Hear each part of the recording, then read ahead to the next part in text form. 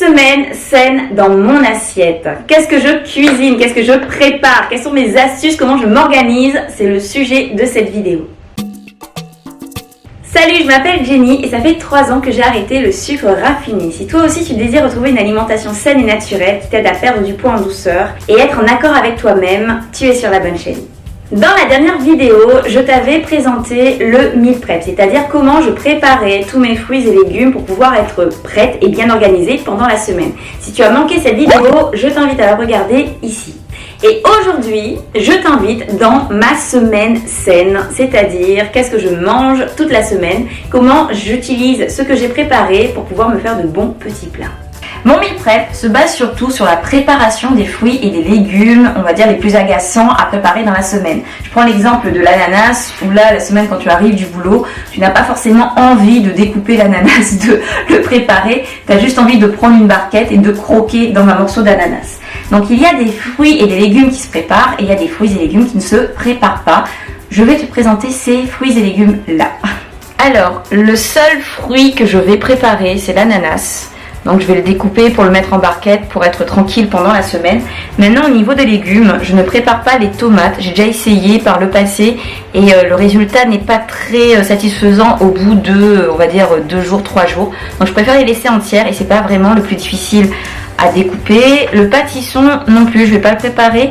Pourquoi? Tout simplement parce que j'ai envie de le préparer vraiment frais. Maintenant si toi tu as envie de le découper et de mettre ta farce dedans, tu peux soit congeler ou soit tu vas mettre dans ton frigo et tu vas le faire cuire le lendemain. Mais en tout cas pas plus de 2 jours, c'est ce que je conseillerais. Et également la patate douce. Alors la patate douce, je vais préparer les frites de patates douces et par contre je vais juste garder un morceau pour faire mon dessert, mais celui-là je vais pas le préparer tout de suite parce que j'ai dans l'idée de le piquer et de le mettre au four pour le faire cuire plus facilement. Donc le congeler ou le préparer d'avance pour moi n'a pas d'intérêt dans ce que je veux faire, c'est-à-dire le dessert que je veux réaliser. Donc voilà. Et aussi une astuce que je fais quand je fais mes meal prep, je le fais vraiment comme une chasse au trésor, c'est-à-dire je ne vais pas prendre mon temps. Alors tu peux bien entendu prendre ton temps parce que c'est un moment de plaisir de cuisiner. Toutefois, moi je me dépêche le plus rapidement possible. Pourquoi? Parce que j'aime bien prendre du temps pour apprécier pour moi et ne pas garder en tête cette idée que le meal prep c'est super difficile, c'est super long. C'est pas que c'est difficile, c'est super long et je n'ai pas forcément le temps. Alors que si tu le fais en un minimum de temps, tu vas avoir cette idée que c'est facile. Ça me prend peu de temps, je vais pouvoir bien manger toute la semaine, donc je vais recommencer le dimanche pour pouvoir tout préparer. Un petit oubli de ma part, l'avocat, je ne le prépare pas non plus parce que tu sais très bien que l'avocat, si je le coupe, il va noircir dû à l'oxydation, je crois. Et regarde, ici c'est un petit signe quand c'est jaune à l'intérieur, comme ça t'indique que l'avocat il est mûr. Oui, parce qu'il y a des avocats que tu peux secouer pour entendre le noyau, mais il y a des avocats que tu ne secoues pas. Et si je le découpe, je consomme que la moitié, que je veux bien le conserver. Soit tu mets un jus de citron dessus, ou soit tu utilises une boîte hermétique, vraiment efficace, parce que puisque tu vas la mettre, hop là, au milieu, et le fait qu'elle soit hermétique, elle ne laisse pas l'air passer, et ton avocat est tout conservé. Donc c'est une petite astuce pour garder ton avocat. Mais celui-là non plus, je ne vais pas le préparer. Je vais commencer par les ananas. Pourquoi? Tout simplement parce que les ananas, je trouve que c'est quelque chose que... C'est le fruit que j'aime le moins préparer. Donc je commence toujours par ce que j'aime le moins, puisqu'après, tout le reste me semble facile. Donc comme tu peux le voir, j'en ai quand même pas mal pour ce meal prep, j'avoue, mais c'est très facile au final quand tu as la méthode. C'est parti. Ah oui, aussi une dernière chose, c'est que moi j'ai des boîtes toujours prêtes, ce sont soit des boîtes de récupération ou soit des boîtes que j'achète qui me permettent de conserver et de ne pas gaspiller.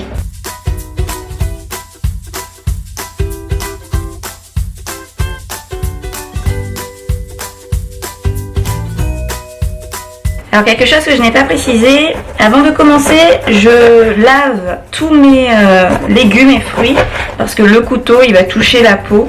Donc je trouve que c'est super important de tout laver. Et pour brosser parfois, j'utilise une brosse spéciale légumes qui me permet de brosser mon légume et de manger, par exemple dans le cas de la pomme de terre, de manger la peau, surtout quand je fais au four. Alors là, je t'avoue que je suis en train de me dire quelle idée d'avoir pris tous ces ananas et de les faire. Donc je m'accroche à l'idée que ma semaine, déjà je m'accroche à l'idée de faire cette vidéo pour toi. Et je m'accroche également à cette idée que ma semaine sera nickel quand je vais manger l'ananas, je vais y penser. Et aussi, j'avais la possibilité d'acheter des ananas directement découpés, donc déjà directement préparés. Un ananas m'aurait coûté 2,50 € et là j'ai eu tous ces ananas là pour 2 €. Donc au final, choisis la solution qui te convient le mieux et prends ton mal en patience. Oui, là, si j'avais acheté déjà tout fait, peut-être que j'aurais payé le double, j'aurais eu un gain de temps. Donc à toi de voir ce que tu veux. Je te cache pas que des fois je prends l'ananas déjà préparé. Dans ce cas, j'en prends pas autant. J'en prends juste un ou deux. Tandis que là, je vais pouvoir faire des smoothies, un dessert, un petit pudding chia, des choses comme ça, quoi. Les ananas sont prêts. J'insiste, commence toujours par le plus difficile.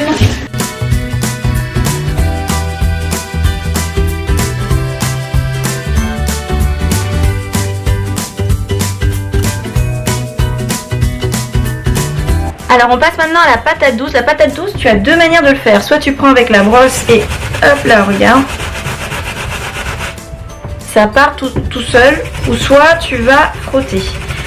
Moi c'est parti pour la brosse. Soit tu vas frotter, soit tu vas utiliser le fameux économe pour pouvoir tout simplement enlever hop là, la peau. Pour les petits coins comme ça, des fois c'est pas évident. Alors ça c'est une patate douce jaune. La blanche elle est un petit peu trop sucrée pour moi. Je préfère celle-là surtout pour faire des frites et quand tu veux les utiliser en dessert ou tout simplement dans un plat salé. Donc là, hop là, je découpe et moi je peux enlever plus facilement.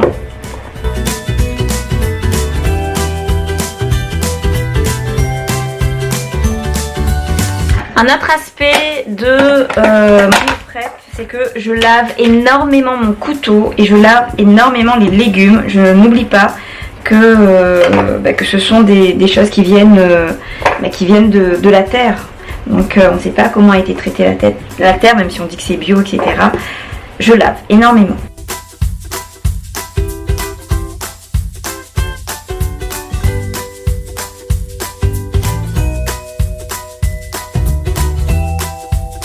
Mon paquet de frites est prêt. Entre temps, j'ai nettoyé, lavé la patate douce que je vais utiliser pour mon petit dessert.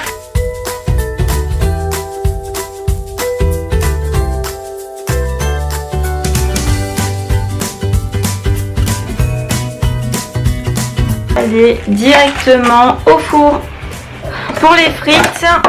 Donc on va séparer en deux parties. Je peux utiliser des petits sacs ou comme moi ici. Donc je vais les congeler et les utiliser comme ça. Alors pour les frites, je vais mettre un petit filet d'huile d'olive.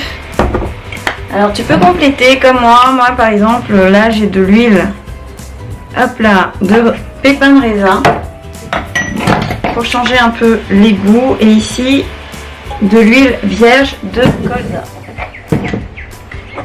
Dans un, je vais rajouter du za'atar et dans l'autre je vais rajouter du curcuma. Hop, bon, qui a du mal à sortir, ce n'est pas grave, ça arrive, voilà. Tu peux mélanger à la cuillère si tu n'as pas envie de te salir ou à la main. Bon, aujourd'hui j'ai pas envie de me salir, moi d'habitude je fais avec la main. Alors au passage je voulais utiliser du paprika. J'ai passé 10 ans là à chercher le paprika. Je ne trouve pas, il est quelque part. C'est pas grave. Hop là. C'est pas grave. Je vais prendre, comme tu as vu, du curcuma. Alors curcuma, ça tâche beaucoup les mains aussi. Tu sais, ça rentre sous les ongles. C'est l'une des raisons également pour lesquelles je ne fais pas avec la main aujourd'hui. On passe à la suite. Donc ça tu peux congeler, ça te fera deux bases de repas pour la suite accompagnées de la salade, juste excellent. Alors le chouchou il est plein d'épines. Alors pour le choisir quand il est plein d'épines, ça veut dire qu'il est tout tendre à l'intérieur, il doit être bien vert. Par contre autrement il est un peu dur. Donc, moi j'aime bien quand il est tendre, donc là on voit qu'il a commencé, donc il va falloir l'utiliser.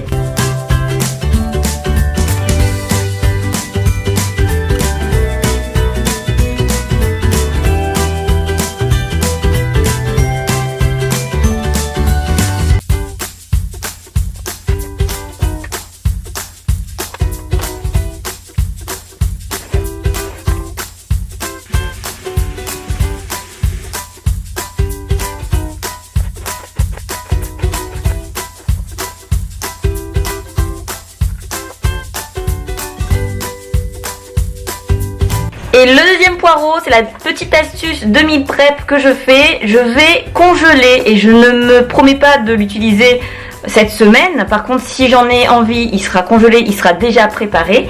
Et sinon, j'en aurai pour la semaine prochaine. Entre temps, on jette un petit coup d'œil sur la patate au four. Elle n'est pas encore cuite. On continue. Donc celle-là, je vais la congeler et je l'aurai quand j'en aurai besoin.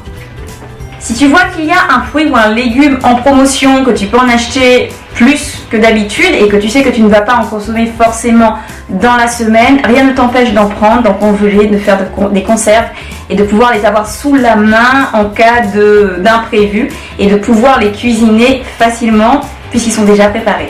À ce stade, il me reste le brocoli, les carottes et le basilic. On va commencer à introduire ce que j'appelle les bases de mes meal prep. Pour les bases de ce meal prep, j'ai déjà des choses dans le placard et je me suis permise d'acheter quelques trucs. Si tu veux voir qu'est-ce que j'ai acheté, je t'invite à regarder cette vidéo. Quelque chose que j'aime beaucoup, c'est ce genre de produit où là tu as des spaghettis de konjac que tu peux égoutter et manger froid ou chaud. Pour ma part, je testerai à froid. Et également les vermicelles de riz que je vais utiliser. Donc je vais les préparer aujourd'hui pour avoir au moins 2 repas avec. Quand je fais cuire, je veille bien à l'utiliser dans 3 jours. Pas plus de 3 jours. C'est-à-dire que là, je vais les faire cuire de telle manière à les manger soit lundi, mardi ou mercredi. Puis le mercredi, il m'arrivera de faire cuire mon petit riz pour le jeudi, le vendredi ou le mercredi, de telle manière à en avoir sous la main. Bien entendu, comme je te l'ai dit, j'ai des plats, hop là, qui vont se faire à base de légumes et que de légumes. Dans ce cas, je sais que je n'ai pas de grosse préparation à faire. Donc pour ma semaine, ça va être essentiellement des vermicelles et également du riz à sushi. Il me reste donc le brocoli et les carottes, mais avant de les attaquer, puisque ce sont les 2 derniers légumes, je vais m'attaquer à ce qu'on appelle la base. Donc comme je l'ai dit, il y a les vermicelles de riz et il y a également le sushi. Comme je vais prendre le sushi plutôt à partir de mercredi, je préfère le faire cuire à ce moment-là. Donc les vermicelles de riz, très facile à faire cuire. Avant de couper mon brocoli, je vais mettre de l'eau à bouillir. Hop là. Je vais prendre un plat également. Un plat dans lequel je vais mettre les vermicelles.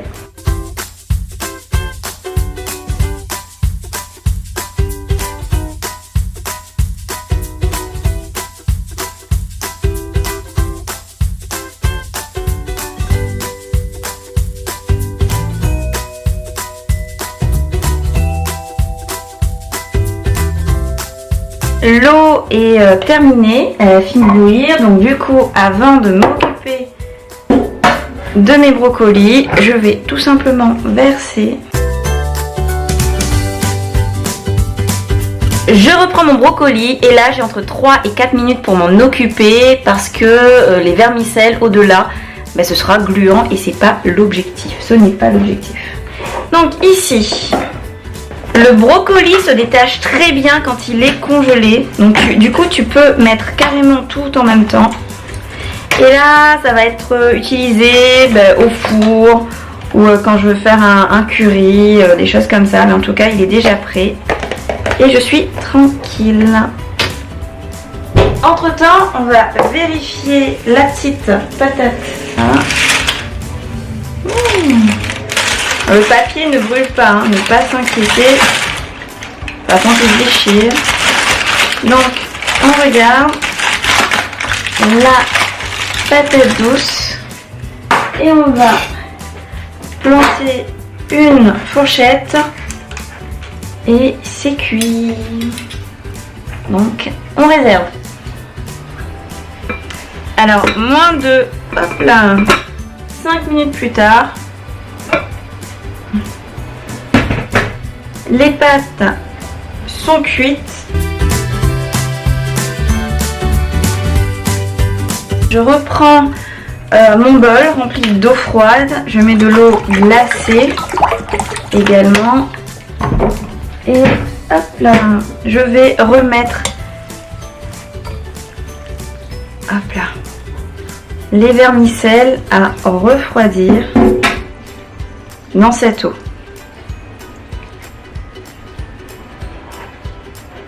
Le meal prep est presque terminé, il me reste les carottes et le basilic. C'est parti pour les carottes.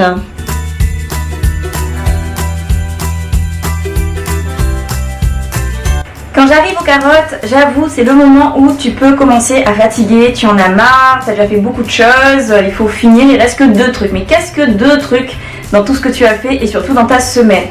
L'astuce, déjà la première astuce que j'ai oublié de dire, c'est que tu dois faire la vaisselle au fur et à mesure. Si tu laisses la vaisselle s'accumuler, tu seras désespéré par la montagne de vaisselle à faire par la suite. Alors que si tu fais au fur et à mesure, tu verras que ton évier est vide et que au final, bah, allez, on y va, etc. Et deuxième astuce, c'est pour des légumes comme la carotte ou encore le basilic pour faire le pesto, on va utiliser des robots. Ça va être plus rapide. Comme l'évier est vide, donc on n'aura aucun mal à se dire bah, c'est bon, je vais le laver, ce sera ok, et ça va tout simplement accélérer la vie, donc pourquoi s'en priver?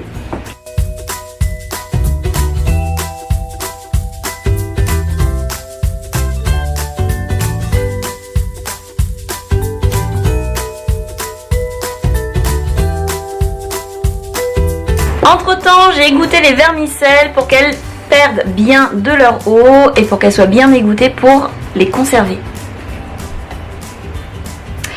Je vais faire la petite vaisselle et je reviens. La vaisselle est faite, je suis toute contente, il me reste le basilic. Une petite astuce avant concernant les carottes pour qu'elles se conservent un peu plus longtemps. Hop là, je rajoute un petit trait de citron.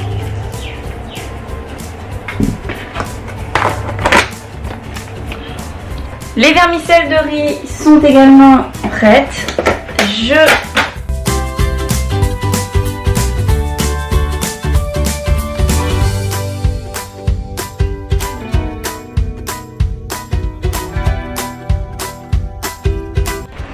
C'est parti pour le pesto et là la petite astuce, tu gardes le plus facile pour la fin parce que ça va être rapide, facile, tu verras. Alors ce qu'il y a de bien avec le pesto, c'est que tu gardes à peu près tout sauf les grosses branches.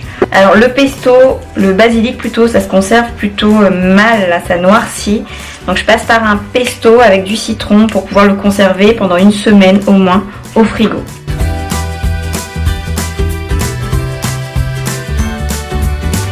Pour le pesto, je vais encore une fois utiliser le robot. Je n'ai pas de pignon de pain qui est quand même la base du pesto. Ce n'est pas grave. Je vais utiliser les noix que j'ai sous la main. Donc j'ai des amandes. J'ai également quelques noix de cajou. Donc je rajoute une petite poignée. Et une petite nouveauté. Hop là.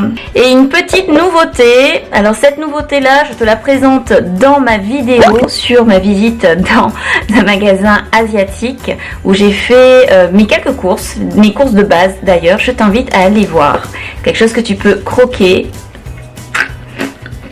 Et là j'ai décidé de les utiliser pour donner un petit goût à mon pesto.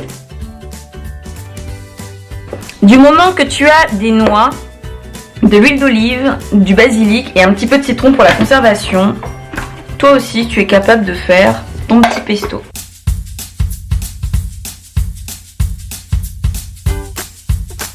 Je me rends compte que peut-être j'en ai mis un petit peu trop, je vais juste vider la moitié. J'utiliserai pour une préparation un peu plus salée. Bah tiens, je vais vider tout d'abord. Mon basilic.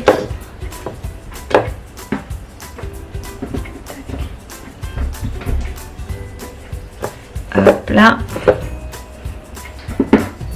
un peu de la préparation. Donc décidément je pense que j'en ai vraiment trop fait. Je commence par ajouter 2 cuillères et de l'huile d'olive.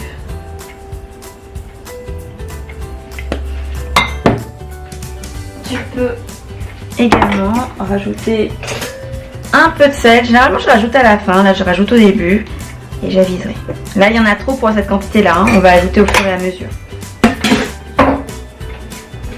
Et également un peu de citron. Alors là, bien entendu, je ne vais pas tout mettre. Ce que je vais faire, hop là, C'est ce que j'aime avec les gros citrons, tu peux les utiliser à l'infini. Hop là.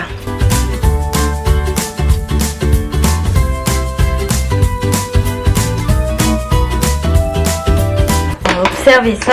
Alors si ton pesto ne tourne pas, qu'il a du mal ou autre chose, etc., n'hésite pas à rajouter soit du citron, mais après ce sera bien sûr trop acide, ou de l'huile d'olive. Donc là on va rajouter encore.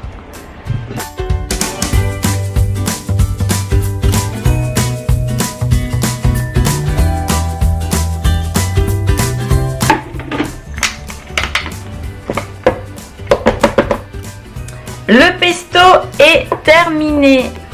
Là, on va juste goûter. Parfait au niveau du sel.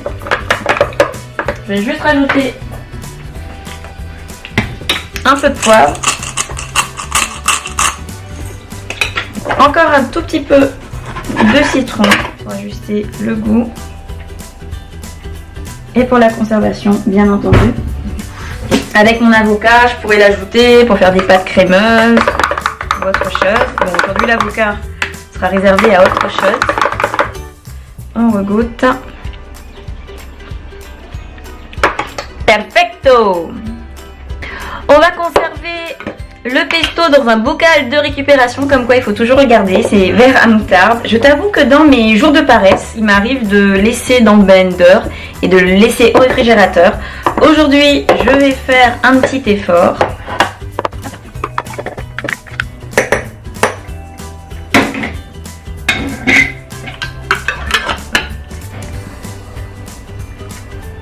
Ce que j'aime beaucoup avec le pesto, c'est que je peux le prendre en salade. Donc je vais l'allonger avec de la crème de riz par exemple, ou avec encore un peu d'huile d'olive et de citron. Je peux le manger avec des pâtes. Je peux le manger également comme sauce pour tremper mes frites. Ou peut-être pas la petite cuillère, non. Mais en tout cas, voilà, tu peux l'utiliser de différentes manières. D'où l'intérêt de bien le faire dès le début, de le conserver, parce que si tu le laisses, tu n'auras plus envie de le faire. Très facile, ça se conserve bien pendant on va dire 5 jours. Et comme je suis une gourmande, je sais que je vais le finir.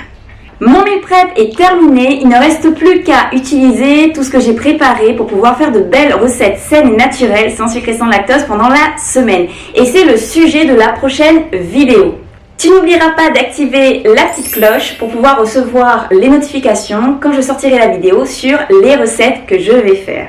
Merci d'avoir regardé cette vidéo jusqu'au bout, j'espère qu'elle t'a plu. Si c'est le cas, indique-le moi. Quant à moi, je te souhaite une belle assiette, une belle vie et de beaux projets. À une prochaine vidéo.